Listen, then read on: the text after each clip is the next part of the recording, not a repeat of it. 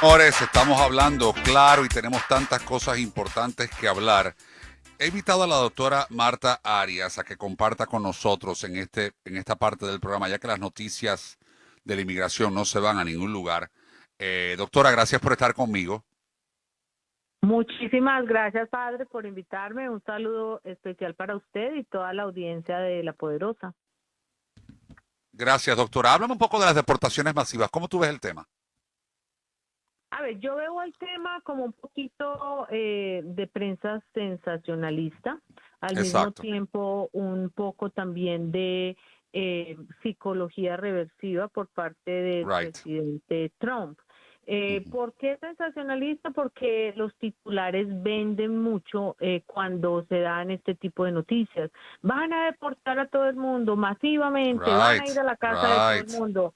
O sea, eso crea pánico, eso crea caos y eso vende. Desafortunadamente los seres Right. humanos creo que tendemos a tener la gente le presta más atención así a lo escandaloso, a eso que de pronto a cosas más importantes. Nadie creo que se emociona tanto cuando va y mira, por ejemplo, noticias financieras, que es algo que todos deberíamos aprender. No, pero esto emociona, ¿no? Porque eso es del ser humano. Ahora, es psicología reversiva porque el presidente electo puede tener un beneficio de esto. Fíjese, si la gente empieza a tener miedo, pánico, la gente dice, no, no, no, no, yo me voy a ir antes de que me deporten, yo me voy antes de que me monten en un avión o me detengan o me pongan unas esposas y me lleven quién sabe a dónde. No, qué miedo. La gente actúa por miedo. Y si de 10, 12 o 20 millones Exacto. de personas sin Y votan por documentos, miedo, doctora. Votan por miedo también. exacto, y si de esos 10 o 12 se va a 1 millón o 500,000 personas por voluntad propia, por miedo, eso es una ganancia, ¿sí o no? Entonces yo Yeah. creo que esto es las dos cosas que acabo de decir, esto es sensacionalismo y es psicología reversiva por parte de eso. Mire, hay miles de personas en todo campo. Si usted amedranta a una persona, si le hace dar miedo y la persona coge el miedo, lo recibe, la persona va a actuar con base en ese miedo y eso es lo que está pasando acá. No va a haber deportación masiva porque eso es imposible, o sea, sí puede que aumente las deportaciones. Eso es un tema distinto a hablar de deportaciones masivas. Yeah. Te voy a decir algo, doctora. Yo te estoy escuchando y estoy pensando en el tema económico. La gran crítica que se ha hecho a esta propuesta del presidente Trump y de la nueva administración es que no tienen dinero para esta masiva deportación, que es carísimo, sería carísimo. Pero yo estoy de acuerdo contigo 100% que si tú empiezas una política de que tú rompiste la ley, llegaste aquí, no lo hiciste bien o tienes algún pasado criminal, esa gente se van a autoeliminar ellos mismos porque no quieren problema con la justicia norteamericana. Entonces hay lo que se llama un self-deportation, como tú dices, Exacto, que ellos mismos se van a exacto. deportar. Ahora, en cuestiones prácticas, hay personas que nos escuchan que no tienen sus papeles, que están preocupados, que no tienen su licencia, que no la pueden sacar en la Florida por las leyes nuestras. ¿Qué opinas tú de este tipo de personas que no ha cometido errores, que no ha cometido ningún crimen? ¿Ellos serán deportados también? Bueno, vamos a dividir esa pregunta en dos partes. A ver, la ley de inmigración sí contempla la deportación de personas que no tenga un estatus legal migratorio, ¿sí? Entonces, la ley sí dice, bueno, si no tiene un estatus legal, debe ser deportada.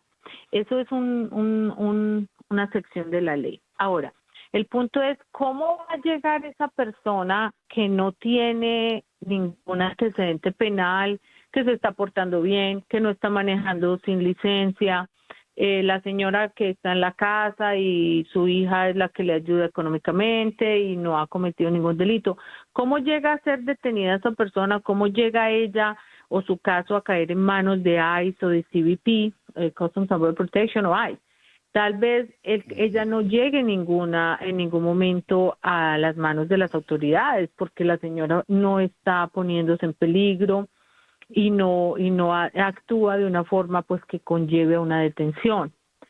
¿Quiénes caen en esa situación? O las personas que conduzcan sin licencia o las personas y se vean envueltas, por ejemplo, en un accidente, entonces hay la policía le puede llamar a ICE personas que se vean envueltas, como dice usted, en delitos o problemas, sí, es la mayoría de los casos, esa es la forma que caen las personas. Ahora, otra vez es forma que yo he visto que caen personas en detención o caen en el radar de ICE, que es como lo llamo yo, son, por ejemplo, personas que conviven en una misma residencia con varias personas y llega ICE a buscar a una en particular, pero esa una no está y está X o Y se llevan esa X o Y. También lo he visto que pasa. Entonces, ¿qué quiere decir eso? Que las personas que no tienen documentos deben estar muy cautelosas de no caer en el radar para pues evitar ser deportadas. Ahora, una vez las detengan, y el Estatuto de Inmigración tiene un proceso para deportar a las personas. Si ya esa persona tiene una deportación en el pasado, esa persona va a ir deportada seguramente porque simplemente se ejecuta esa orden de deportación.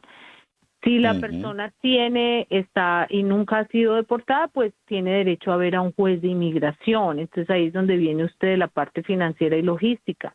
Mientras esa persona va a ir, va a ver al juez, eso se va a demorar tiempo. Por eso es que no podemos hablar de deportaciones masivas porque eso no es que cogemos a 10 millones, lo montamos en un avión, le ponemos un moñito y lo mandamos a todos para la isla del encanto. Bueno, no hablemos de la isla del encanto porque eso se le dice a Puerto Rico, pero vamos a decir que lo mandaron para la isla de yo no sé qué. No, eso no es posible porque de esos 10 millones hay chilenos, hay colombianos, hay venezolanos, hay de todos los países, número uno y número dos. Entonces, que van a mandar un avión lechero que para en un sitio y para en otro y para en otro país, tampoco. O sea, todo eso es una logística que requiere tiempo. Y si van a detener 10 millones de personas, ¿dónde las van a detener? Porque como dice la canción, no hay cama para tanta gente. Para tanta gente, ya. Entonces, bueno. Bueno, parte de lo que pasa, doctora, es que yo creo que hay mucha gente en este momento en los Estados Unidos de América que están pensando, bueno, yo estoy aquí ahora, pero hay un montón de gente que estaba en cola para entrar, que no han podido entrar. Yo tengo peligro de esa carta de deportación. ¿Cómo funciona ese proceso? ¿Cómo es que identifican a las personas que son indocumentadas? Bueno, como le dije anteriormente, por muchas razones que caigan en el radar de ICE, porque se chocan. Pero no hay un sistema, por ejemplo, esa es parte del problema, no hay un sistema un database, así donde ellos van a ir y decir, mira, todos estos son indocumentados aquí y los vamos a sacar de su casa. Claro, puede pasar, claro que sí. Cuando esos indocumentados hayan presentado cualquier petición a inmigración seguramente en su base de datos va a saber quiénes están indocumentados, van a tener unas direcciones de domicilio y posiblemente puedan ir allá, pero al mismo tiempo puede ser que esas direcciones estén desactualizadas y cuando lleguen allá pues no viva. Si están buscando a María, pues llegan allá y María ya no vive ahí, pero vive Juan y Juan está indocumentado, entonces van a coger a Juan, ¿me entiendes? Entonces podrán caer otros. Y también hay personas que presentan peticiones. En la época, mira, por ejemplo, en la época, y sucedió mucho, en la época de Bush, de Bush hijo, del presidente Bush, en esa época las personas cuando le negaban una petición de inmigración la referían a un proceso de deportación, eso fue muy común. Cuando empezó la presidencia de Obama también, la persona por ejemplo aplicaba para una residencia y se la negaban por X o Y razón, lo mandaban a un proceso de deportación. Entonces esas son también unas formas que una persona puede terminar en un proceso de deportación. De ahí la importancia de que las personas entiendan su caso y estén conscientes de que siempre puede haber un riesgo porque uno como abogado y nadie puede garantizar que a nadie le van a aprobar un caso porque todo depende de la ley y pues del proceso. Pero sí por lo menos que tenga un mérito el caso que se va a presentar, porque si no la persona se está arriesgando. Y yo lo veo mucho, por ejemplo, y me da mucho tristeza. Hay personas que llegan a mi oficina, casi siempre, por ejemplo, personas humildes por ejemplo, que recogen tomates o que trabajan en la agricultura o en jardinería. y Right. va y me muestran que tienen un permiso de trabajo. No, es que yo quiero renovar el permiso de trabajo. Le digo, bueno, y yo miro el permiso de trabajo y ellos tienen una categoría, el permiso, y él dice, la categoría del asilo es la C8. Yo miro que yo veo que ese permiso de trabajo es a través de asilo. Le digo yo, pero fue que usted presentó asilo, ya lo llamaron así. Te me dice, no, yo no he presentado asilo. Ese permiso de trabajo me lo sacó un notario o un tramitador. Le digo yo, sí, pero usted no sabe que él presentó un asilo. No, él no presentó un asilo. Fíjese que ni saben. Cuando yo entro al sistema, ya tienen deportación, porque ni se dan cuenta, porque esos tramitadores ponen la dirección de correo de ellos mismos, no del cliente, no de esa Yeah. persona. Entonces, claro, cuando llega, presentan un asilo, cuando llega la cita para el asilo, la recibe el tramitador del notario, no le informa al señor, el señor no va a la cita, Inmigración refiere el caso a la corte, vuelven y le mandan la notificación de la cita de corte al tramitador, al notario, el señor no tiene idea de nada de lo que está pasando, no va a la cita y lo deportan en Ajá. ausencia. Esto es Exacto. pan de todos los días, déjeme decirle. Y Bueno, me porque no ha hay direcciones afectado. tampoco, doctora. Imagínate, le mandan las cartas. ¿A dónde llegó la carta? A donde el notario tramitador. Entonces, Sí. esto es común y Sí, entonces eso yo lo también sé. es otra forma que Vamos a ver qué otra. dicen nuestros oyentes, doctora, porque yo sé que hay mucha gente que quizás quiere hacerle preguntas directamente y quieren saber, ¿no? ¿Qué pueden hacer ellos en el caso de un familiar, de ellos mismos, de quien sea? Estamos hablando con la abogada de migración, la doctora Marta Arias, que está al tanto de todas las últimas noticias de lo que se está diciendo con los cambios que van a haber en las próximas semanas y en los próximos meses. 305-400-0670, 305-400-0670, todos son bienvenidos a hacer sus preguntas, a presentar sus inquietudes con la doctora Marta Arias, abogada de migración. Buenos días, hablando claro, adelante. Muy buenos días. ¿Está ahí o se durmió? Buenos días, hablando Buenos días, claro, padre. adelante. Buenos días, buenos días. Mire, yo tengo primero una inquietud que es con relación al señor que habló, que lo único que yo no tolero es que la falta de respeto, porque a las personas que conducen un programa, hay que, por lo menos, ya que nos dan la oportunidad de hablar, por lo menos tratarlo con respeto y no tratarlo de tú, ni de que tú eres, ni de que tú me dices, que tú me... Eso es primera parte. Ahora, con relación a la inmigración, cuando yo vine en el 95 y yo tuve que tener citas allá en la oficina de intereses. Yo tuve que hacer chequeo médico, yo tuve que entregar antecedentes penales, yo tuve para poder Ajá. entrar en este país. En todos los países del mundo, no admiten a los indocumentados. ¿Por qué tenemos que hacerlo nosotros? Ya. ¿Me Ya, entiendes? ¿Por qué tenemos que hacerlo nosotros? Que lo hagan legalmente. Bueno, Hay millones de personas en el mundo esperando legalmente por entrar. Entonces, por culpa de estos que incumplieron con la ley, entonces esas personas que van a entrar, que saben, el gobierno de los Estados Unidos sabe quiénes son, no han podido entrar por culpa de estas personas. ya. Eso es lo que yo entiendo, que tiene que haber una regla y tiene que haber un orden para que las personas vengan. Aquí les permiten entrar a todo el mundo, pero por regla. Que se sepa a qué tú vienes a hacer aquí. Yo llevo aquí 29 años, cumplí el 25 de septiembre, y yo no sé cómo es una estación de policía por dentro. Yo no sé Bueno, cómo es una estación de policía por dentro, señor. Y bueno. yo llevo Gracias, 29 años gracias aquí por tu llamada, luchando. gracias por tu opinión. Doctora, como ves, hay muchas opiniones sobre todo esto. Eh, Al presidente Trump invocar la posibilidad de usar al ejército, esto también provoca en mucha gente una especie de temor. ¿No es así, doctora? Sí, claro que sí, pero a ver, el ejército, pienso que el presidente, la verdad no sé en el contexto que lo dijo, no estoy al tanto. Yo sé que el presidente electo Trump había dicho en el pasado que se debía usar el ejército o la Guardia Nacional para poner orden en la frontera.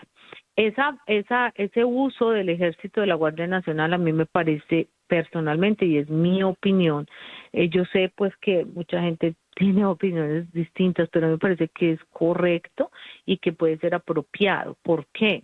Porque es que hay que poner orden. Muchas de las personas que están entrando por la frontera son madres, hijos, personas que quieren venir solamente a trabajar, a luchar, a tener una mejor vida.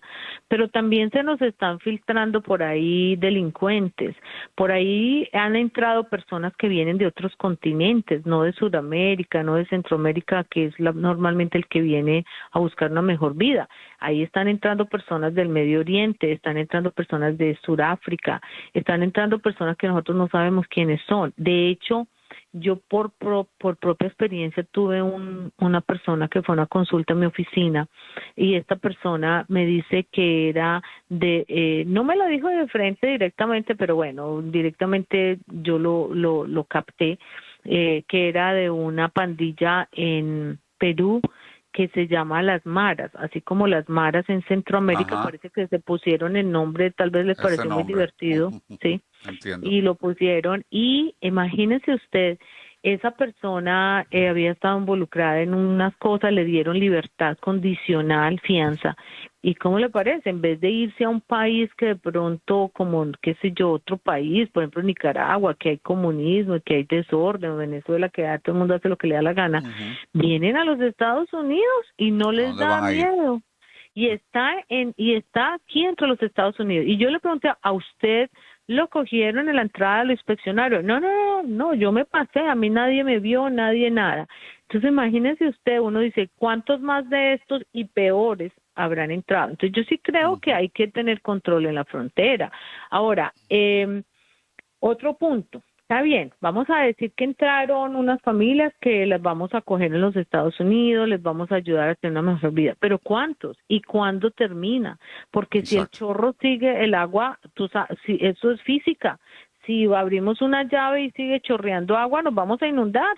Si llueve 5 días seguidos a torrenciales, las calles se van a inundar. Lo mismo, si nos entran 500,000 personas diarias, se nos va a inundar el país, no vamos a tener seguridad social para esas personas, no va a haber trabajo.